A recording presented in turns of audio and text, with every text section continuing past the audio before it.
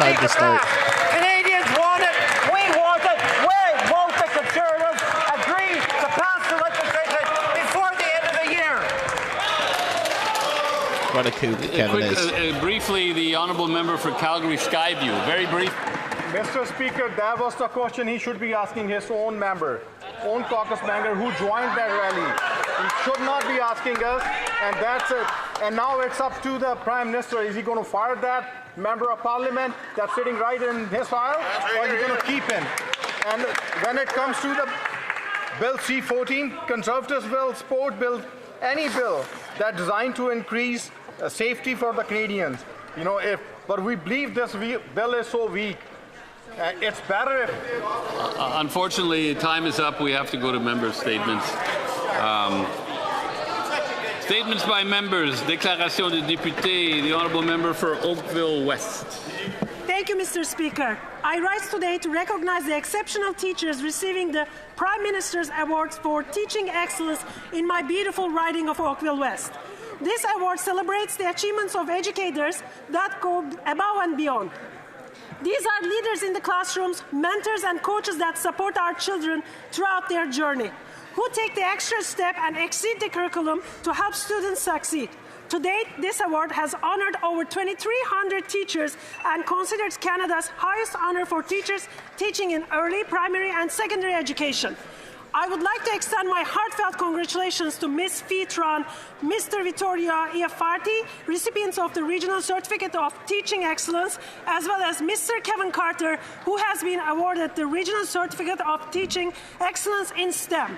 Thank you for your exceptional contributions to help build the foundations children need to make the best start possible in life. Thank you. The honourable member for Niagara Falls, Niagara-on-the-Lake. Speaker, this week the Tourism Industry Association of Canada is hosting their annual Tourism Congress in Gatineau. This year's theme is Tourism Builds Canada. Tourism definitely powers my communities of Niagara Falls and Niagara-on-the-Lake. In fact, Niagara is home to more than 40,000 tourism workers. Across Canada, 1 in 10 Canadian jobs are in tourism, an industry that generates $130 billion in economic activity, but it could be so much more if not for bad Liberal policies. Under this Liberal government, tourism is simply not a priority.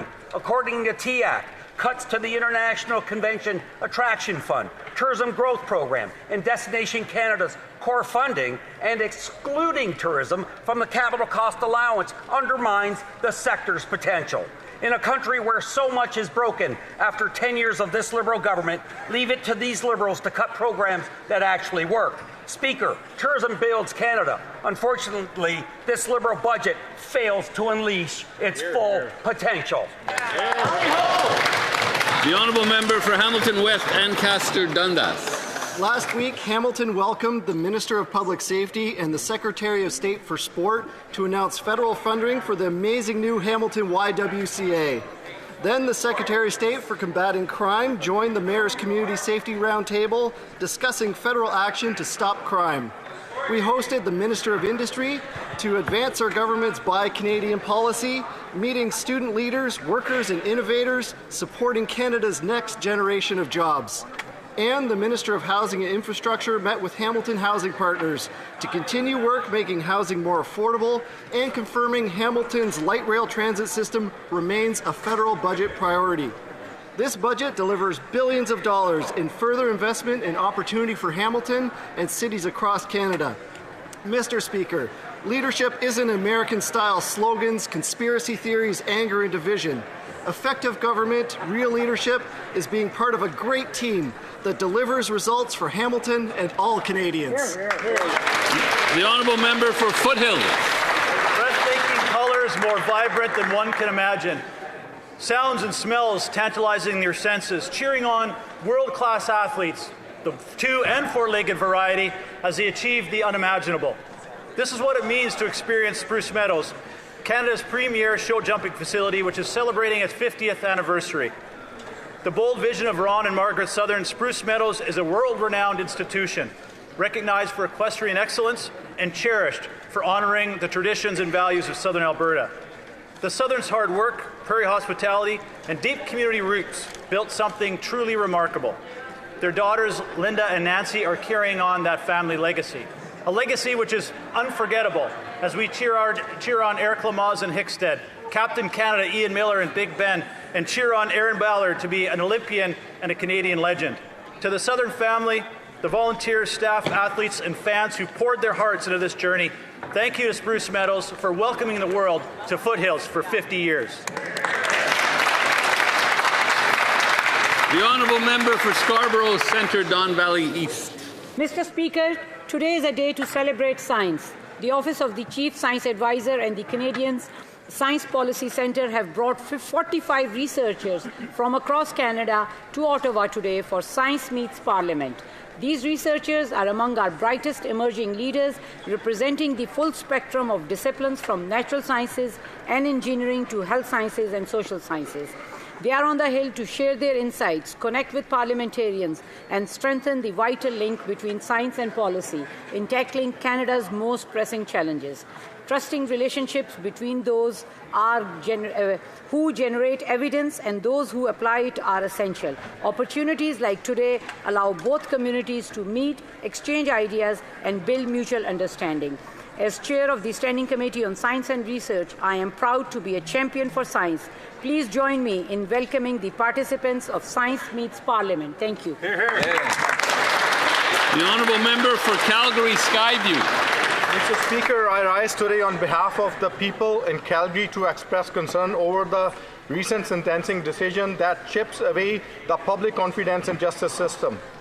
In case of extortion in our city, the offender received an 18-month sentence in which 6 months are to be served under house arrest. Extremely light outcome given to the seriousness of the crime. This was not a minor offense. The victim was targeted in Calgary and pressured to repay more than $200,000 tied to third-party illegal gambling. He was shown images of cut-up body parts in an attempt to scare him. The threat cannot be dismissed as any less than extremely serious. This case makes one thing clear: our laws does not reflect the seriousness of the extortion and organized crime. It's a time to strengthen the law so that criminals face real consequences and Calgarians receive the protection they deserve. Thank you.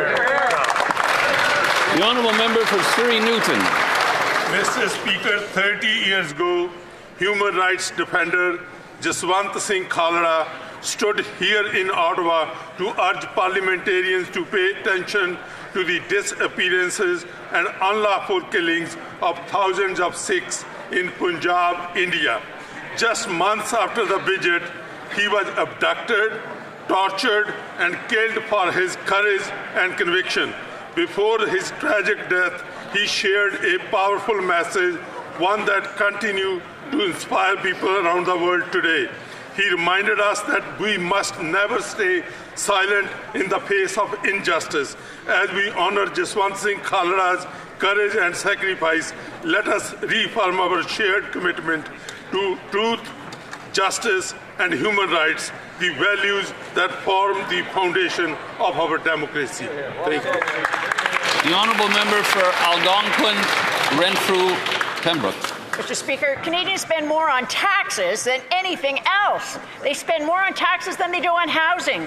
Government is the single most expensive purchase we make. Yet these Liberals have the gall to stand here and tell us that making government more expensive is an affordability measure. Liberals had a chance to lower food costs for Canadians by scrapping the industrial carbon tax. Instead, they chose to make food more expensive by increasing the tax. That drives up the cost of fertilizer and farm equipment. Liberals promised Canadians they could eat their cake and have it too. But the price of baked goods is up nearly 6% over last year.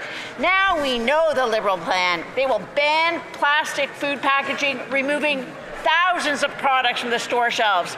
It's not unaffordable if it's unavailable.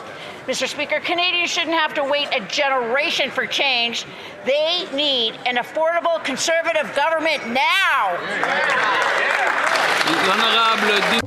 The Honourable Member for Joliette-Manawan. Mr. Speaker, philanthropy is a quiet strength which makes our society better. It is a living link between freedom and solidarity between individuals and the community.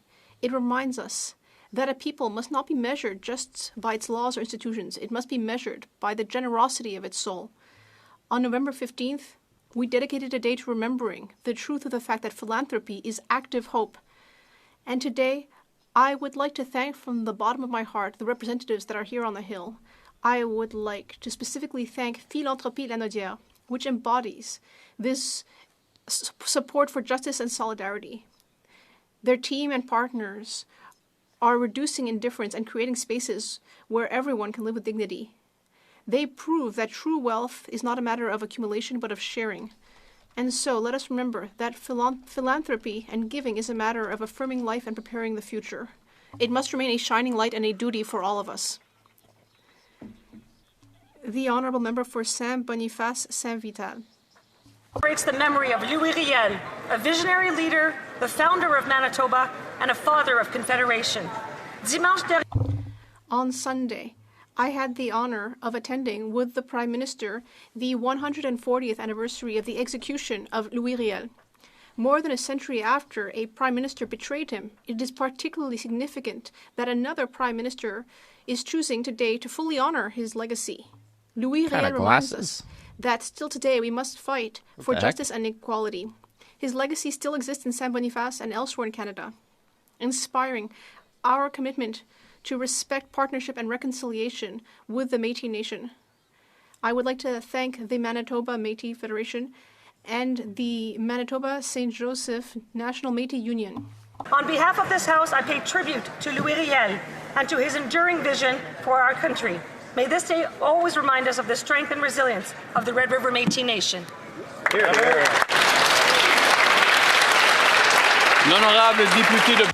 The Honourable Member for Beauce.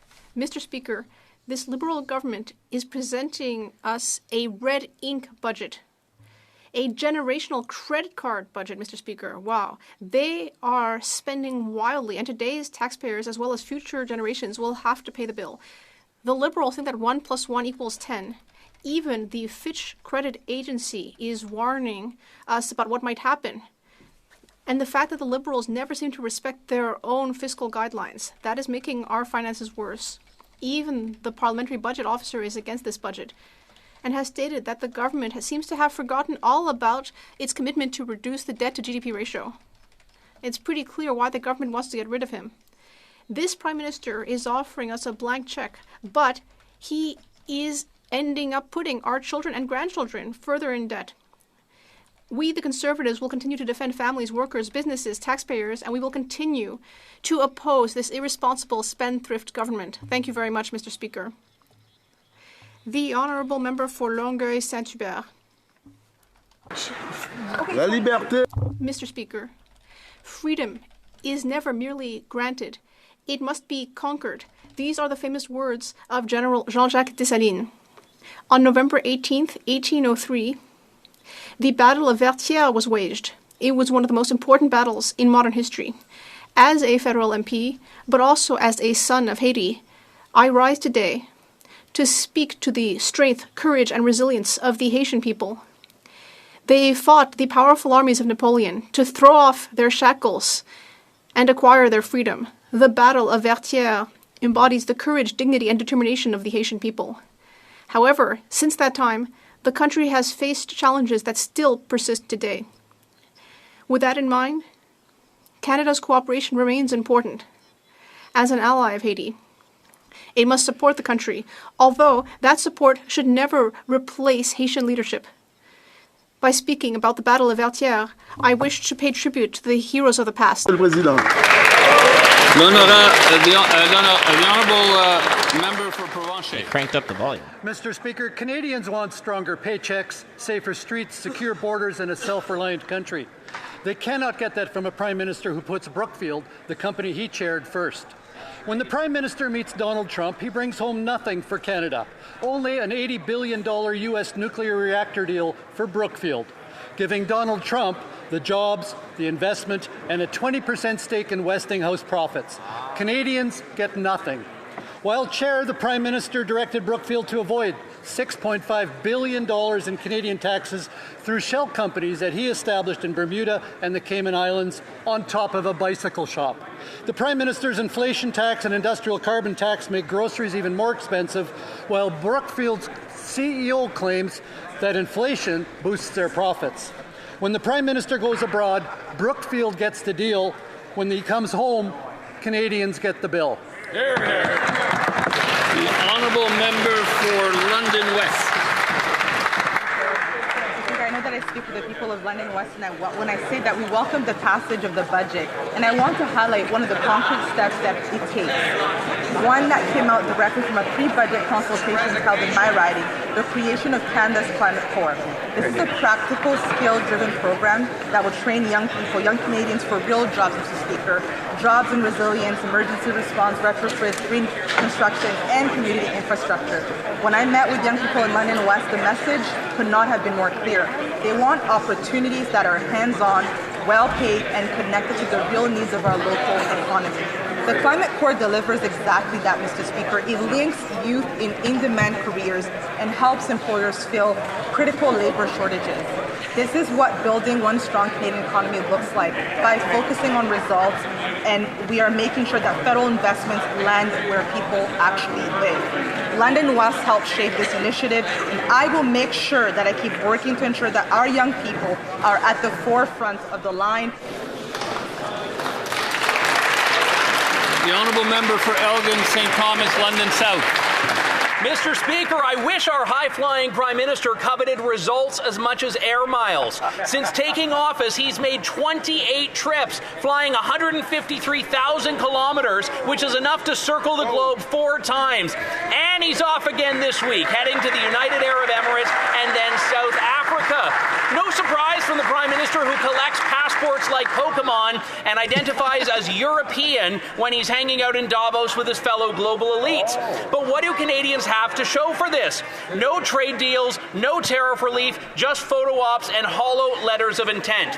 He blew past his own deadlines with the United States with no deal. His 8-day junket to Asia, no progress. Chinese tariffs stay, India adds new ones, and not a single tariff lifted on Canadian goods in 8 months. As for accountability, he has appeared in question period just 11 times this fall. If the Prime Minister is this bored of Canada, can he please make his next junket a one-way ticket? Here, here. That's what I'm talking The honourable member for Port Moody Coquitlam. Speaker, community foundations across Canada are the heart of our neighbourhoods, bringing people together, pooling resources, and ensuring local needs are met with care and community-led solutions. In my community, the Coquitlam Foundation and the Port Moody Foundation continue to make a tremendous impact through support for the arts, the environment, and youth scholarships and grants. This week, Matthew Sebastiani and foundation leaders from across Canada are here in Ottawa, reminding us of how vital their work is nationwide. To all foundation volunteers, donors, community leaders, thank you for lifting people up. You strengthen families, neighborhoods, and the foundation of who we are as a country. Merci beaucoup. Oral questions, questions orales, the Honourable Leader of the Opposition. Canadians needed an affordable budget for an affordable life. Canadians can no longer pay their bills and pay for groceries. But the Prime Minister is creating more inflation. According to the PBO, the Parliamentary Budget Officer, the Prime Minister has created the largest deficit in Canadian history outside of the pandemic years. It's twice the deficit Justin Trudeau left us with. It's also twice as high as what the Prime Minister promised during the election campaign. That's a broken promise, according to the PBO. There will be $5,000 more inflation for each Canadian family. How are Canadians supposed to pay another $5,000 for a costly, expensive budget? The Honourable Minister of Finance. Mr. Speaker, I'm so happy to see that the Leader of the Opposition read the summary of the budget. But we're not going to take any lessons from the Conservatives. Yesterday, the Conservatives voted against infrastructure investment. They voted against investing in housing. The Conservatives voted against innovation and productivity in Canada. And the Conservatives also voted against investing in defence. On this side of the House, Mr. Speaker, we will always fight for a strong Canada. We will build a strong Canada together, Mr. Speaker. Today, the Conservatives should be asking themselves the question, why aren't we supporting Canadians? What are Canadians getting in exchange for the Prime Minister's 150,000 kilometers of travel? It's the equivalent of going around the earth 4 times. He met with Americans, and they doubled tariffs on steel and aluminum. He met with people in India. They increased tariffs on chickpeas. He went to China. He met with them, and they increased tariffs on Canadian farmers and fishermen, Mr. Speaker. So why is it that every time the Prime Minister takes a flight abroad to meet with foreign representatives, Canadians pay more tariffs? The Honourable Minister of Finance. Mr. Speaker, that's the question Canadians are asking themselves. They're wondering, how did the Conservatives dare to vote against Canada yesterday, Mr. Speaker? Because in our budget, Mr. Speaker, we address strengthening Canada's sovereignty. We invest in our military capacity. We are investing in our military. So how can Conservatives explain to their constituents that they voted against Canada yesterday at a time when we all need to band together at this historic time for our nation? Canadians are cash-strapped and needed a break. Instead, the Prime Minister gave them the costliest budget in Canadian history and put it all on the national credit card. The Parliamentary Budget Officer revealed the Prime Minister doubled Trudeau's deficits, added $16 billion more to the debt than he promised, is increasing the debt to GDP ratio, breaking another promise. $78 billion of additional debt works out to about $5,000 for every single cash-strapped family in this country. How does the Prime Minister expect single moms and seniors and small business people who can't pay their bills to pay another $5,000 for his inflation? The Honourable Minister of Finance. Mr. Speaker, we will take no lessons from the Conservatives. Mr. Speaker, what they did yesterday under this leader, they voted against investment in infrastructure. Under this leader, they voted against investment in housing.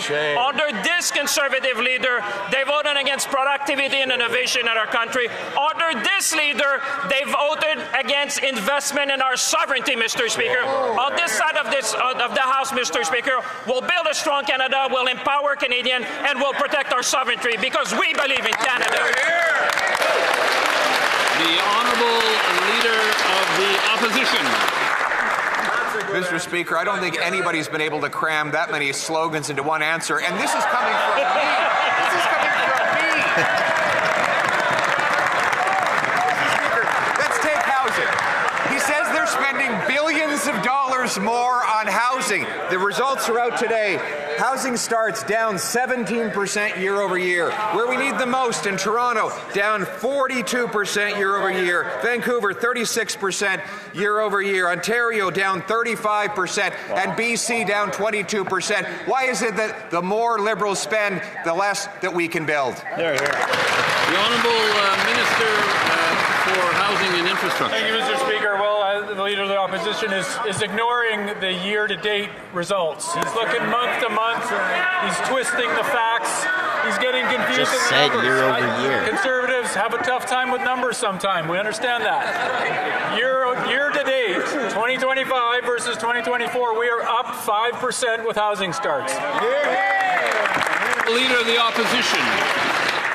What are Canadians getting for the 28 trips, 150,000 kilometers, enough to circle the world 4 times that the Prime Minister's billed back to Canadians? Well, he met with the Americans, and they doubled tariffs on our steel, aluminum, autos, and tripled them on our forestry. He met with the Chinese, who increased tariffs on our farmers and fish harvesters. He met with the Indians. They increased tariffs on Canadian peas. He met the Brits, and they're keeping their blockade on our beef. Why is it that whenever the Prime Minister gets on a plane, Canadians end up paying more tariffs abroad? The Honourable Minister of International Trade. Good news for Canadians. Germany just signed a $1 billion deal with Lockheed Martin Canada to support jobs right here in this country. This is what Canadians are getting from the Prime Minister being on the world stage, selling what Canada has to offer. It's about unlocking new markets and creating good jobs here in Canada. one The announcement. Honourable Leader I'll of tell the you that. Opposition. With the Prime Minister billing millions of dollars for his high-flying trips around the world, 28 trips, 150,000 kilometers, now is the time for a scorecard. The Americans have increased tariffs on Canadian autos, aluminum, steel, and lumber. The Indians have increased tariff on our peas. The Chinese increased it on our farmers, our fish harvesters. Now, allow me to introduce a comprehensive list of all the tariffs the Prime Minister has successfully had reduced on Canada.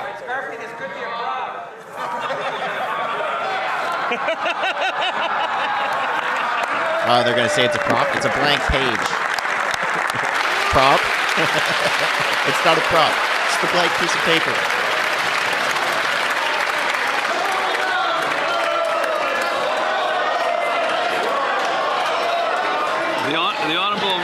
The Honourable Minister of International Trade. Mr. Speaker, the Conservative leader continues to stand against support for Canadian workers and businesses.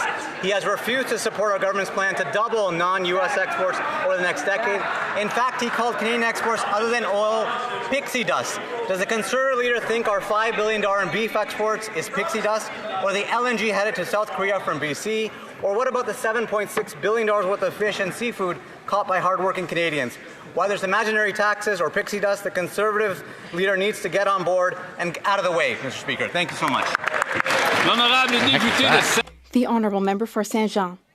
Mr. Speaker, last week, Québécois announced that it will be laying off 87 workers in their media division. In fact, over the past 2 years, nearly 800 TVA employees have lost their jobs.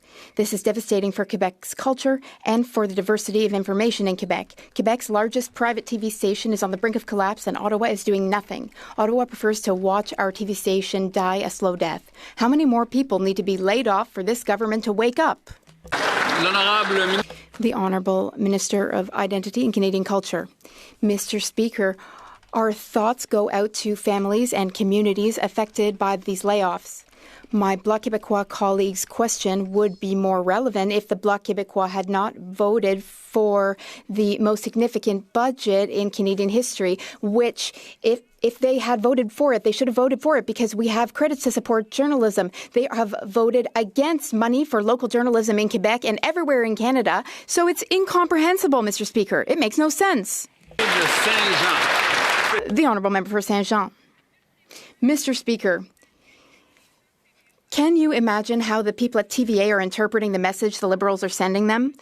The Liberals say, we're making historic investments in culture, but there's not a penny in it for you lot. You can disappear for all we care. That's the Liberals' message to TVA. And these same Liberals were the only ones who refused to take part in a debate on TVA, which was asking for money because it didn't have any left. TVA broadcasts our music and our stories. TVA sparks discussion and debate. Quebecers identify with TVA, but Ottawa doesn't give a damn. What does Ottawa have against our television? The Honourable Minister.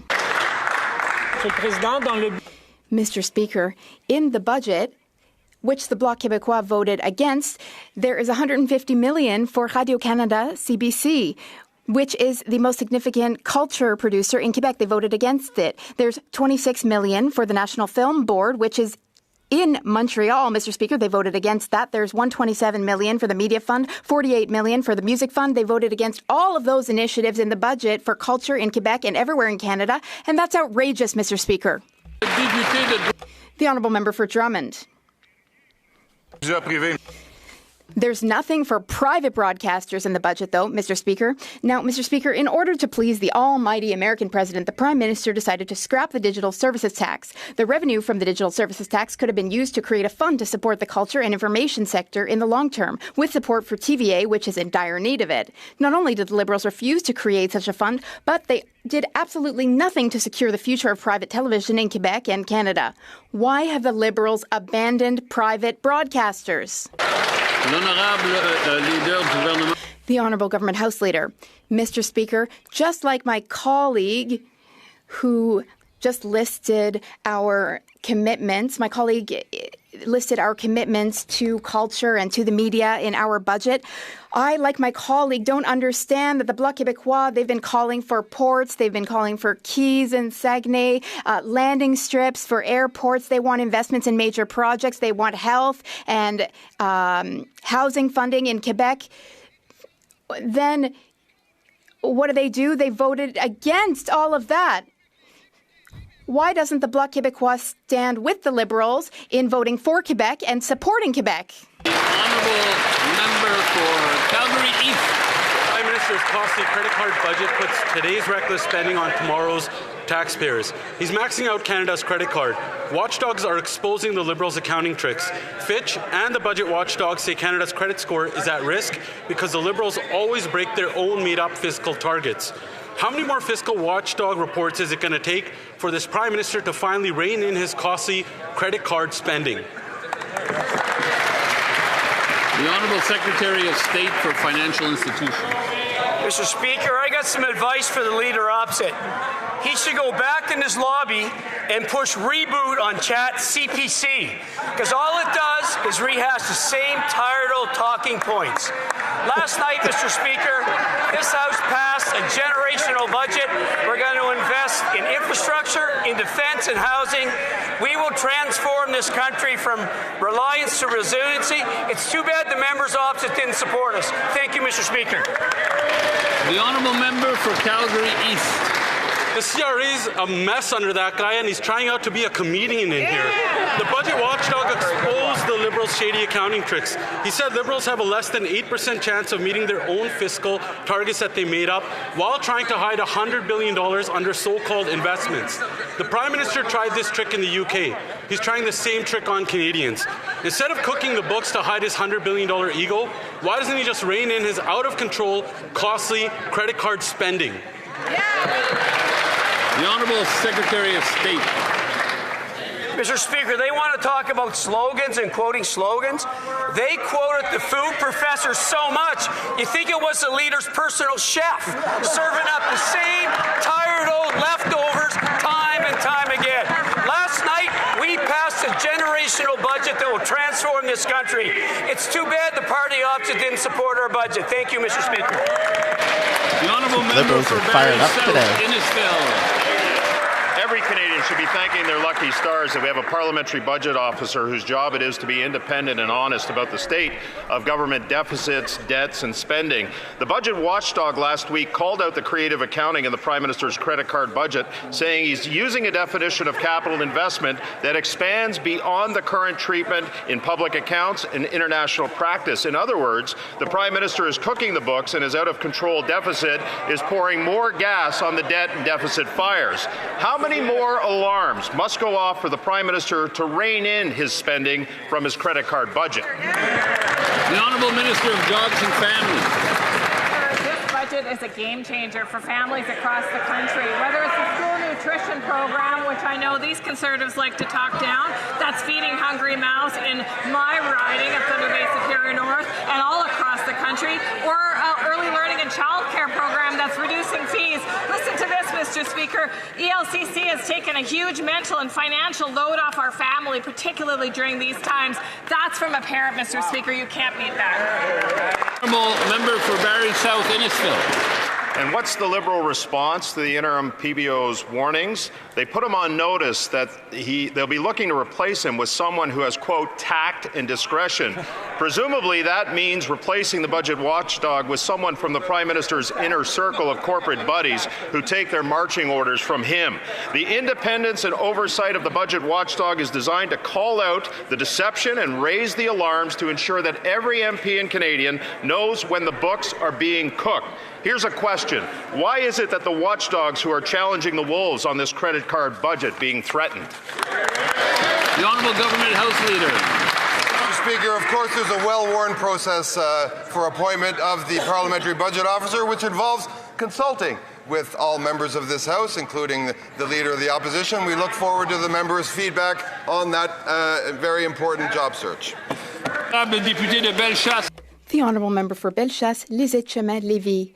Mr. Speaker, this Prime Minister's credit card budget is a bill that he is passing on to our children. After 10 years of this government, families are struggling and have to put 50% more of their expenses on their credit cards just to get by, Mr. Speaker. Meanwhile, the rating agency Fitch says that federal finances are at a high risk of deterioration because the Liberals are constantly spending beyond their own limits. Will Fitch's opinion convince the Prime Minister to stop his reckless and irresponsible spending? The Honourable Minister of Government Transformation. Mr. Speaker, it's interesting to hear the Conservatives during question period. It's not surprising that Quebecers and Canadians rejected a party leader who spends all his time drafting cute sentences for question period, but doesn't have a real plan to build up Quebec and Canada. We will invest in defense, for example. That will support good jobs at the Davie shipyard. There will also be investments in Basecamp Connect in Quebec, which manufactures systems for the Canadian Armed Forces. Those are some examples of what the Conservatives voted against yesterday, and it's really unfortunate. The Honourable Member for Bellechasse, Lisette-Chemin-Lévis. Are they trying to tell us that Fitch and the Parliamentary Budget Officer are liars, Mr. Speaker? In fact, in the Parliamentary Budget Officer's latest report, the PBO confirms that the government has abandoned its key financial limits for reducing debt. And the PBO warns that this directly threatens Canada's credit rating and investor confidence. So, how many more alarming reports from the Parliamentary Budget Office will it take before this Prime Minister finally puts an end to the financial disaster? The Honourable Minister. Thank you very much, Mr. Speaker. It's important that we underscore that Canada has the best fiscal situation of all G7 countries, and we have the lowest debt-to-GDP ratio in the G7 as well. We are in a time of great economic change, which calls for ambition and serious work. That's exactly what Budget 2025-2026 does. We're investing in defense. We're investing in productivity, innovation, in the middle class. That's what Budget 2025 is, Mr. Speaker. That's what it's all about. After 10 years of Liberal deficits, Canadians are having to put nearly 50% more of their expenses on credit cards. Fitch Credit Ratings, the agency that gives the Liberal government its credit score, says the Liberal government is frequently blows through fiscal anchors. On top of this, the Parliamentary Budget Officer is also ringing the alarm bells. Quote, with Budget 2025, the government abandoned the previous fiscal anchor to reduce federal debt-to-GDP ratio over the medium term. My question is, how many more fiscal watchdog reports is it going to take for the Prime Minister to rein in his costly credit card spending? That's right. The Honourable Secretary of State for Financial Institutions. Thank you, Mr. Speaker. Mr. Speaker, let's look at some facts. I know the party opposite doesn't really like to talk about facts. Best credit rating in the world. Lowest net debt to GDP in the G7. The IMF has projected Canada to have one of the fastest growing economies in the G7.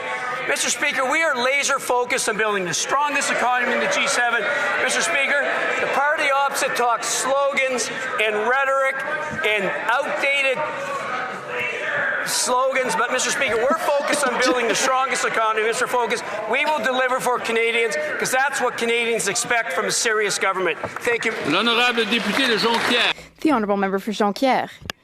Mr. Speaker, here's the proof that the budget does not meet Quebecers' needs. Yesterday, the very day the budget passed, the forestry company Arbeck in Amos laid off nearly 100 workers. Yet, just 3 short weeks ago, the forestry industry was in Ottawa to ask for support. Arbeck was there too. The industry urged the federal government to advance them 50% of all future countervailing and anti-dumping duties payable. They also demanded a wage subsidy to avoid having to lay off their workers. The budget ignores the forestry industry, and as a result, what do we have? 100 workers are losing their livelihoods. What is the government waiting for to take action? The Honourable Minister of Finance. Mr. Speaker, I thank my colleague for his question. We will always be there for forestry workers. We have a fund which is there just to help businesses. But yesterday, guess what happened? Quebecers voted, the Bloc Québécois voted against projects in Quebec. They voted against expanding the Saguenay port and expanding the Montreal port. They voted against a pavilion for sharks. They're against that. They're against the Florian shipyard. They are against development in Montreal North. Mr. Speaker, Quebecers can't understand what they're doing today. Where was the Bloc Québécois yesterday to support them? The Honourable Member for Abitibi-Témiscamingue. Mr. Speaker, our hearts go out to the 100 Arbeck workers in Amos who have been laid off. The company had no choice. Why? Because Ottawa ignored the needs that the forestry industry and the Bloc Québécois have been insisting on for weeks. A wage subsidy is needed in order to avoid layoffs like these. And for the industry in general, the federal government must advance 50% of the American countervailing and anti-dumping duties. The Liberals did nothing in their budget, and now 100 families have found out that they'll be spending the holidays in financially vulnerable situations. What's the government going to do for these people? The Honourable Minister of Finance. Mr. Speaker, yesterday, the Bloc Québécois was very busy voting against the budget and against development and projects in Quebec. But we have some news for them, Mr. Speaker. We're already talking to Arbeck. We are already negotiating a line of credit for them. We are here to support them, to help them transition, Mr. Speaker, to help them get through this. The Bloc Québécois, rather than vote against projects for Quebec, they should work with the government so that together we can build our country better and stronger. Mr. Speaker, the Prime Minister's costly credit card budget puts today's reckless spending onto tomorrow's taxpayers. After 10 years of these Liberals, Canadians are having to put nearly 50% more of their expenses on their credit cards. The Fitch credit rating says that federal finances run a high risk of further deterioration since this government frequently blows through its fiscal anchors. How many more fiscal watchdog reports is it going to take for this Prime Minister to rein in his costly credit card spending? Good question. The Honourable Secretary of State for Financial Institutions. Mr. Speaker, as a proud member from southern New Brunswick, like the member opposite, I believe in this budget we passed last night. That budget has transformational, generational investments in defence, in infrastructure. There is a $5 billion trade corridor fund that will be an amazing amount of dollars for Port St. John and Port Beldoon. Mr. Speaker, on this side of the House, we listen to Canadians. We believe in our budget. We know our budget will transform Canada. It's too bad the members opposite didn't support us last night. I know Canadians stand with us. We will. The Honourable Member for Fundy Royal. Mr. Speaker, this member knows that his constituents and mine are struggling to make ends meet, and it's this government's reckless spending that's making matters worse. Not only is Fitch credit ratings warning that Canada's economic position is at risk of getting worse, thanks to the Liberals' disregard for sticking to their own fiscal anchors, the Parliamentary Budget Officer is also warning that this deterioration is already taking place, and Canadians are the ones paying the price. It's no wonder that this Prime Minister wants to fire the Parliamentary Budget Officer, because he's actually telling Canadians the truth. And the truth, Mr. Speaker, hurts. So I'll ask again, how many more fiscal watch are... The Honourable Government House Leader.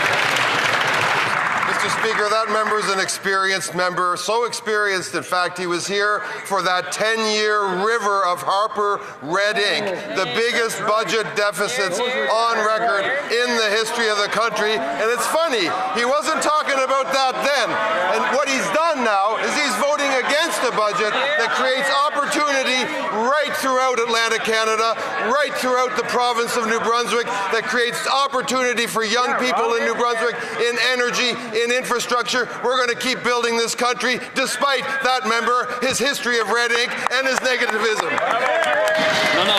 The Honourable Member for Côte-du-Sud, Rivière-du-Loup, Katiskomik-Témiscouata. Mr. Speaker, the Prime Minister's deficitary budget passes the buck to tomorrow's taxpayers. At the same time, Canadians are stuck with nearly 50% more spending on their credit cards. Fitch, the credit rating agency, has warned that there's a high risk that federal finances will deteriorate further. The PBO adds that borrowing costs will rise. Mr. Speaker, how many more reports from the fiscal watchdog will it take before this Prime Minister stops his irresponsible spending? The Honourable Secretary of State. Thank you, Mr. Speaker. On this side of the House, we're investing to build families and strong communities. Our investment in this budget will create jobs and quality careers for young people. It'll protect the supports that help families advance. At the same time, our government is delivering a budget that will grow Canada and strengthen it. I encourage the members across the aisle to vote in favour of our budget this afternoon. St. John, St. Croix. Mr. Speaker, after 10 years of Liberal mismanagement, Canadian families are putting 50% more of their household bills on credit cards than just 10 short years ago because of Liberal inflationary spending. Fitch rating warns that the government overspending puts finances at high risk of further deterioration. The budget watchdog warns Liberals have abandoned their own debt-to-GDP anchor, which is key to preserving Canada's AAA credit rating. No wonder the Prime Minister, this costly Prime Minister, is trying to fire anyone who can use a calculator in this place. When will the Prime Minister stop maxing out Canada's credit card and get back to basics? The Honourable Minister responsible for Canada-US trade. Mr. Speaker, like his colleague from Fundy Royal, that member would remember very well the time that he served in Prime Minister Harper's office, and they were overrun with credit card spending and government cutbacks. They pretend to be interested in things now like the fight against crime, and they were cutting CBSA officers and underfunding the RCMP. And what did they do yesterday, Mr. Speaker? They voted against investments in his province, in my province of New Brunswick, in infrastructure that will build the strongest economy. We've got no lessons to take, as the finance minister said, from that member. No lessons. The honourable member for Yorkton Melville. The Prime Minister's costly credit card budget loads today's reckless spending on tomorrow's taxpayers, while Canadians are having to put nearly 50% more of their expenses on their credit cards, fearing potential loss of their homes, businesses, and facing the threat of bankruptcy. If only this government was concerned.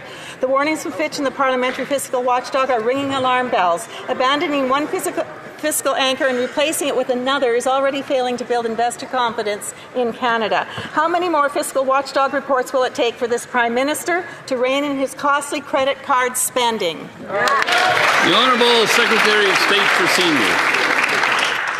Yesterday in this House, the Conservative Party voted against Budget 2025. They voted against.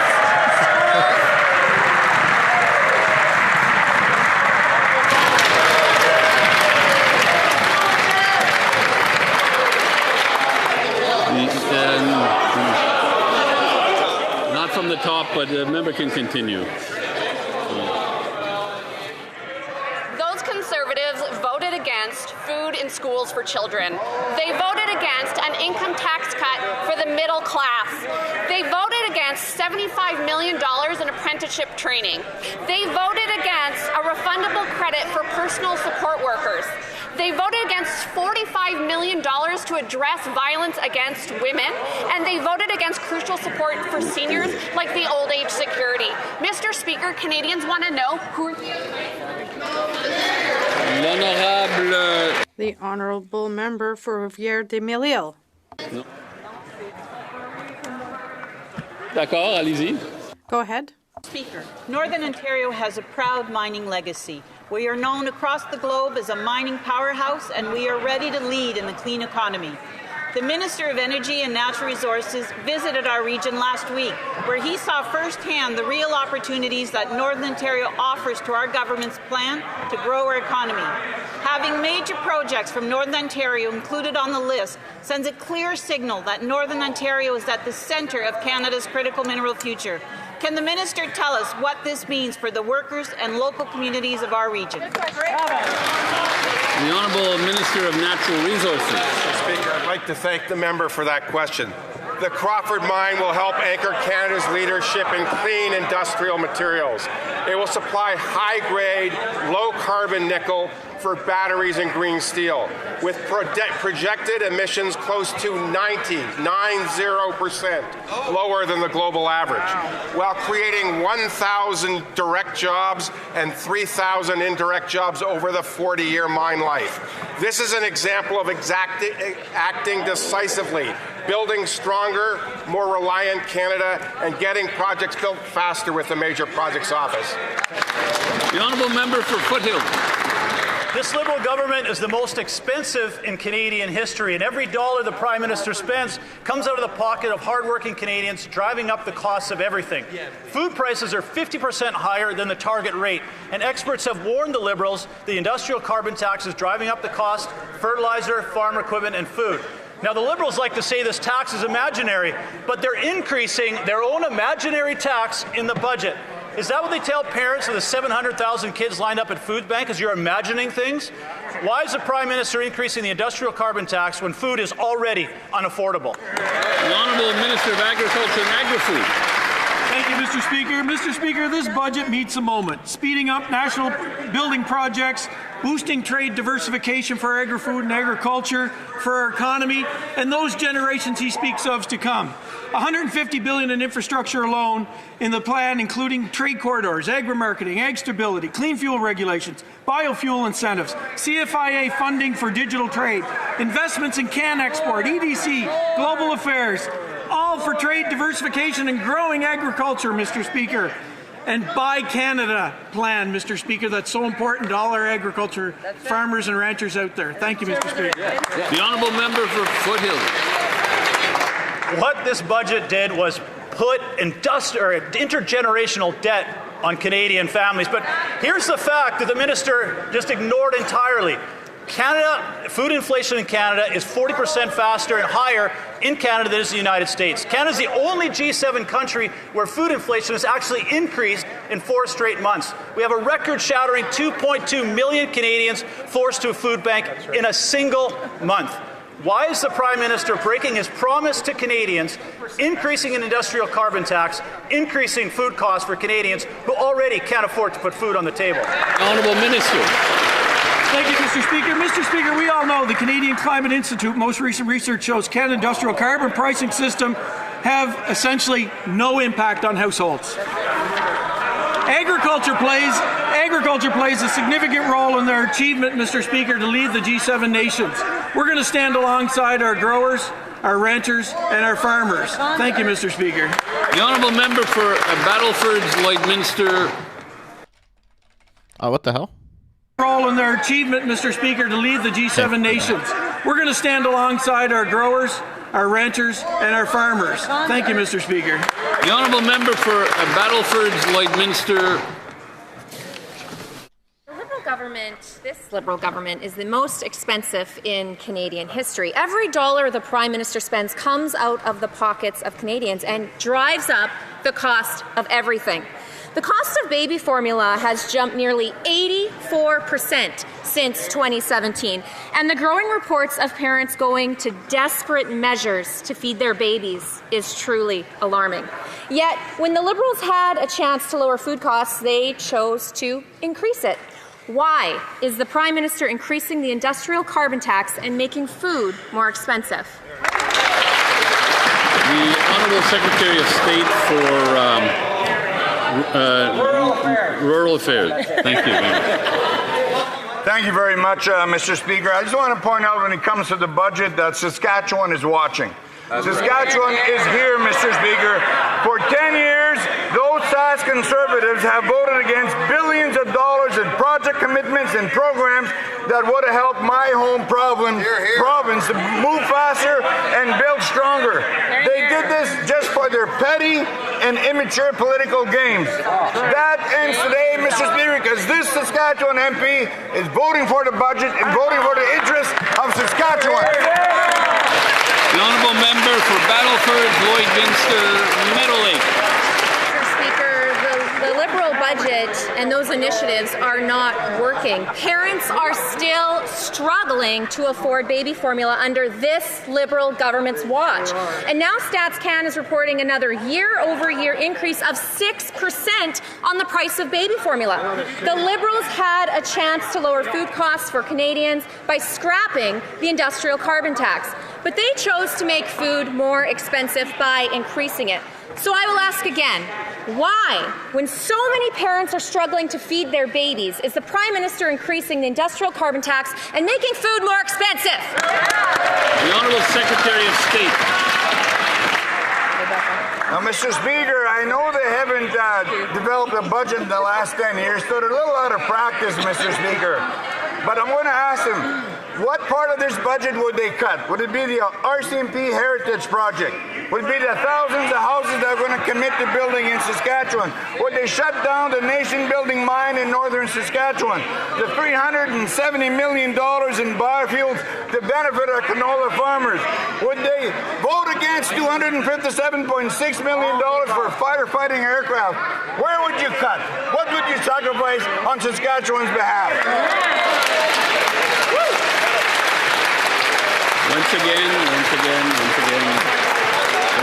Once again, through the chair, please. The honourable member for Montmorency Charlevoix. Mr. Speaker, I was in Château-Léger last week, and they talked about the industrial carbon tax, which increases the cost of energy, transportation, processing throughout the supply chain. And this leads to a 17% increase in beef prices for these clients. According to StatsCan, orange, apples, fruit juice, and coffee are also up by over 30%. 40% faster prices are rising here than in the U.S. The Honourable Minister of the Environment. Mr. Speaker, perhaps we could start by telling them that the industrial carbon price does not apply to Quebec. So perhaps you could look at this. But not only this, across the country, the price on industrial carbon is not increasing food prices. We have to show that we can continue to fight against climate change and support families across our country, and I hope that they will decide to help families as well. The Honourable Member for Montmorency Charlevoix. There's another tax. That's been invented. That's the carbon tax. And the Liberals had a chance to drive down food prices by eliminating this tax, but they chose to continue to make food even more expensive. At food banks in Quebec, we're seeing families and couples that each have jobs that are showing up to get food because they have to choose between having food, paying their rent, or having gas to drive their cars. It costs an extra 17% per litre every time they go to the pump. How come the Prime Minister is keeping his carbon tax, and continuing to make food more expensive? The Honourable Minister. Thank you very much, Mr. Speaker. Yesterday, he had the opportunity to vote for a tax cut for 22 million Canadians. Yesterday, he had the opportunity to vote for a school food program for the most vulnerable young people in Quebec. He had the opportunity to vote for investment in housing and infrastructure, in transportation. Yesterday, he had the opportunity to invest in defense, to increase the salaries of our CAF members. He voted against, but good news. He can make up for this just after question period, support our Ways and Means motion, and perhaps take a walk behind the curtains like some of his colleagues did. Mr. Speaker, this Liberal government is the most expensive in Canadian history. Every dollar the Prime Minister spends comes out of the pockets of Canadians and is driving up the cost of everything. They could have lowered the food cost by scrapping the plastic packaging tax, which drives up the cost of produce by 34% and costs the average household $400. Instead, the Liberals chose to keep it. Why is the Prime Minister keeping this packaging tax and making food more expensive? The Honourable Minister of the Environment. Mr. Speaker, why does the member opposite keep on choosing to make things up? There is no plastic packaging tax. Do you want me to repeat it for him, please? There is no plastic packaging tax. I wish that they would look at the facts, and I wish that they would work with us to continue to work for Canadians. It's literally on food processing. Mr. Speaker, every dollar the Liberals spend comes out of the pockets of hard-working Canadians. Senior Liberal appointee Pierre Tremblay nearly doubled his former travel budget to allow him to spend thousands of dollars on unnecessary limo rides. Instead of asking young Canadians to sacrifice their future, why doesn't the Prime Minister ask one of his top bureaucrats to maybe sacrifice a limo ride here or there? Here. The Honourable Minister of Natural Resources. Speaker, what this government is doing is spending less so we can invest more. We've invested $60 billion in the first tranche of major projects, $57 billion in this. This is creating jobs and making Canada stronger, Mr. Speaker. The honourable member for Northumberland Clark. We hear that tired line from this government and the previous one. Canadians have never had it so good. But the reality is Canadians are struggling, families are struggling, workers are struggling. And yet this government keeps defending the indefensible. While Canadians are lined up in record number at the food banks, Liberal bureaucrats are living the Liberal life of luxury. Will this government take any disciplinary action against this individual? Maybe even curtail his travel budget? The Honourable Minister of Natural Resources. Mr. Speaker, that agency is an independent agency. It does good work. It is helping us build a nuclear future for this country. We are building at Darlington. We are building at Pickering. We are building at Bruce. Mr. Speaker, we are building Canada strong. The honourable member for Compton Stansted. Thank you, Mr. Speaker. In regions, as we see in the eastern townships, we have media, local media, and francophone cultural institutes that allow us to live our culture. Today, in a digital world and globalization, our way of consuming culture is evolving. I'd like to ask the Minister of Culture and Canadian Identity how the government will protect and promote our diversity and cultural wealth. That is our strength. The Honourable Minister of Identity. Thank you, Mr. Speaker. I'd like to thank my colleague for her question. In the face of global uncertainty, it is essential that we protect our cultural sovereignty and identity. And that's why, as part of our budget, we're investing historical amounts in cultural and identity, with $38 million for local media across our country. Our government is making a strategic choice to strengthen our cultural sector and our media sector with millions in CBC Radio Canada and $65 billion this represents in GDP and nearly 670,000 jobs. We're investing in our future and preserving the stories told by Canadians. For Windsor West. Mr. Speaker, extortions are out of control, up 330% across Canada and nearly 360% in Ontario since 2015. 2 weeks ago, a home in Windsor got sprayed with bullets in an extortion attack. As a former police officer, I know criminals are taking advantage of our weak bail laws and lack of tools for law enforcement. Canadians deserve safety, not excuses, Mr. Speaker. When will the Liberals get serious and support our concerted plan to crack down on rampant extortion and protect our communities? For God's sake, do something. Secretary of State for Combating Crime. Mr. Speaker, we take extortion very seriously in Canada. Right. Extortion with a firearm carries a maximum sentence of life in prison, Mr. Speaker. But you know what?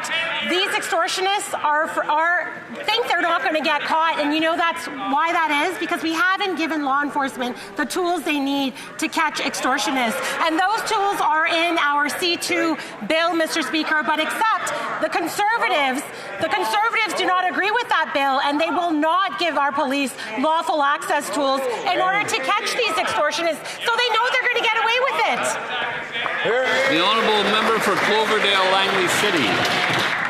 At a time when Canadians are being terrorized in their own neighbourhoods, our globe-trotting Prime Minister jet-setted into BC for a carefree stroll down the White Rock Pier.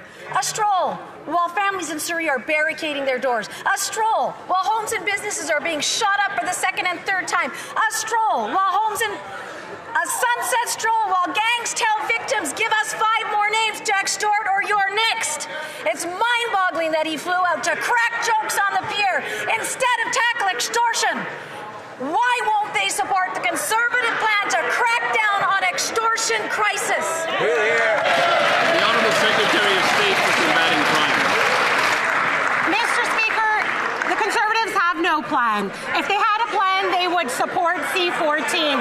In C-14, we make sentencing for extortionists consecutive. C-14 also makes it harder for extortionists to get bail, Mr. Speaker. That's why it's so important that they support these measures. It's so important that they support C2.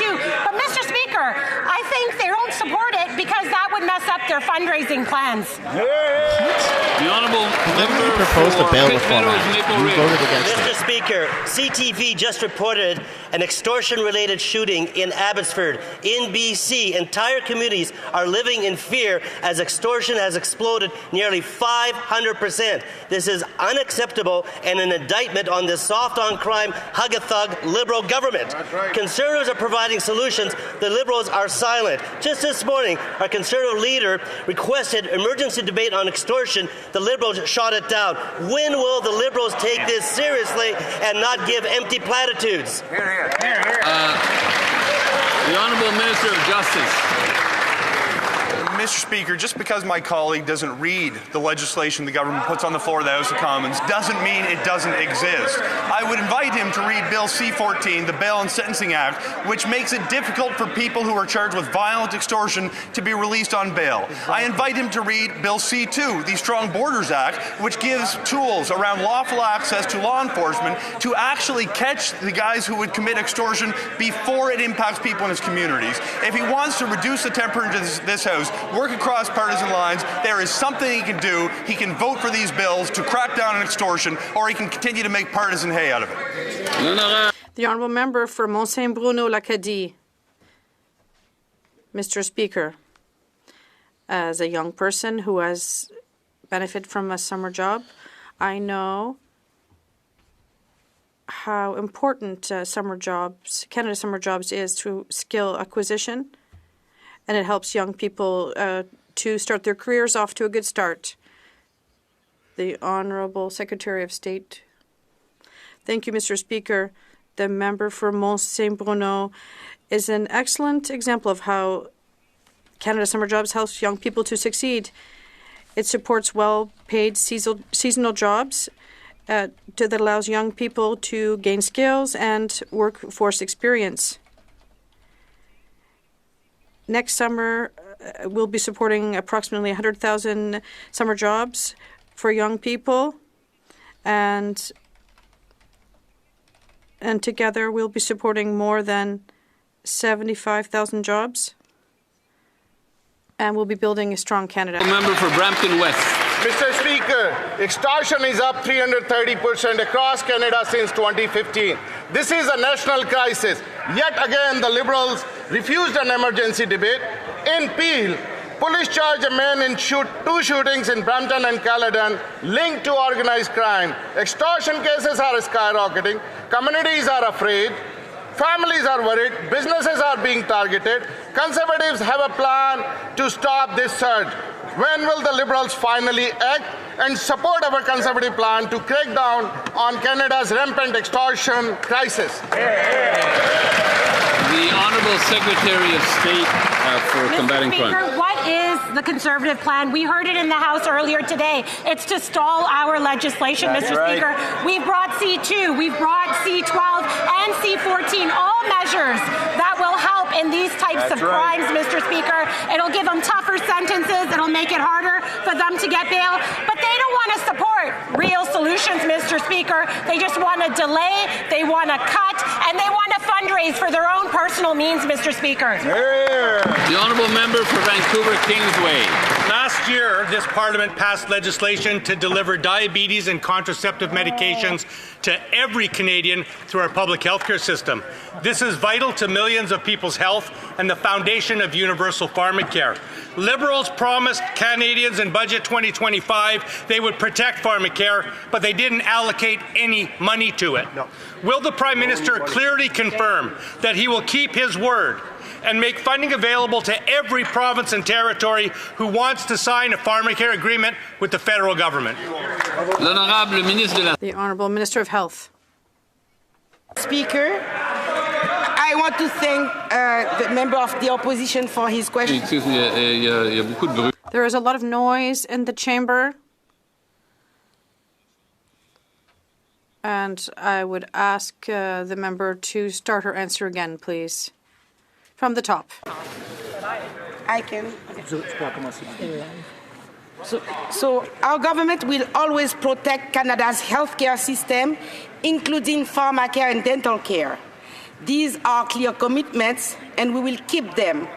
I am having conversation with all provinces and territories to see how we can best support them to strengthen our healthcare system, including on pharmacare. Thank you. The honourable member for Nunavut.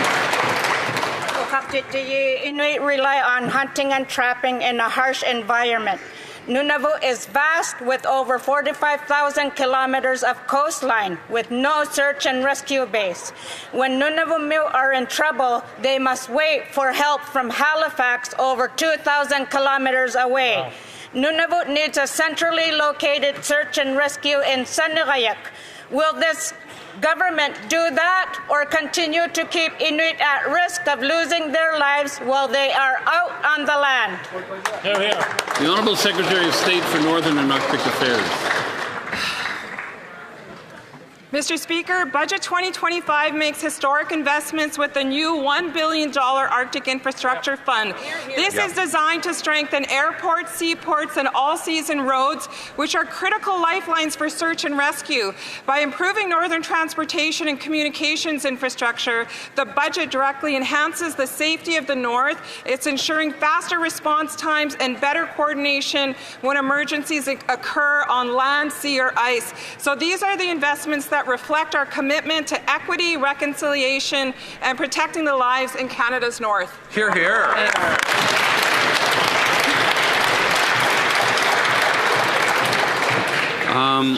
Before we proceed, I would just like to mention that it is not permitted to take pictures in the House. I didn't see any of that going on today, but yesterday I saw members and others saw members taking pictures with their phones.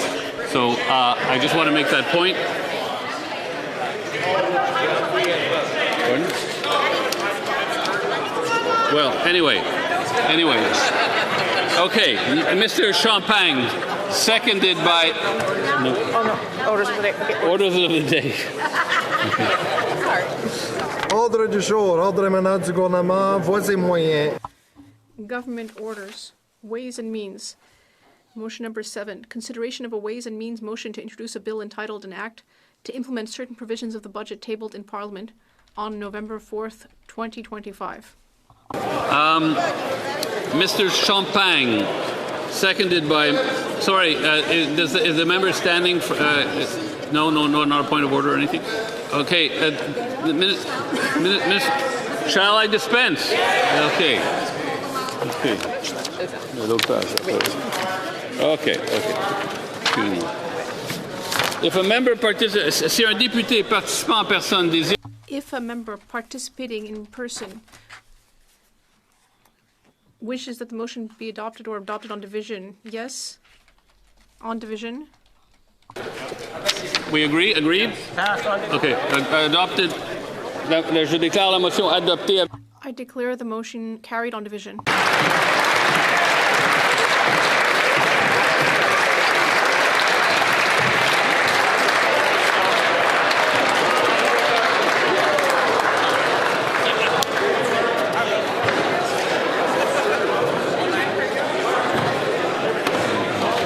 Nous allons attendre...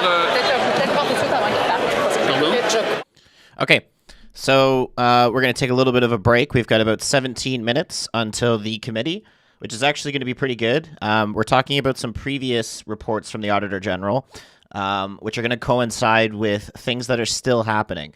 Like, for example, McKinsey & Co., STTC got brought under a new government agency. We need an update on that to make sure some of the companies that were, had massive insider trading and had connections to Liberal MPs are no longer still just getting funding, whether it's under STTC or under this new Crown Corp. Also, Liberals have doubled down on increasing government consulting, and McKinsey & Co. just so happens to be one of the largest consulting firms that the government's using. So if you guys remember those reports, they were pretty damning. It was something like 13 out of 17 contracts that the AG looked at. They were just not able to demonstrate whether they did any individual work at all. And what was it? Let me see. About 70% of the 97 contracts, representing a total contract value of $118 million, were awarded to McKinsey as non-competitive. So they were just sole source contracts. So we're just curious to see what's an update on all that. Great stream as always. Thanks for tuning in. Thanks, Gordon, for the 10 memberships. Really appreciate you. And we are going to call it here. I will see you guys in 16 minutes. So there's the link for committee. We'll head over there, and we'll see you guys shortly.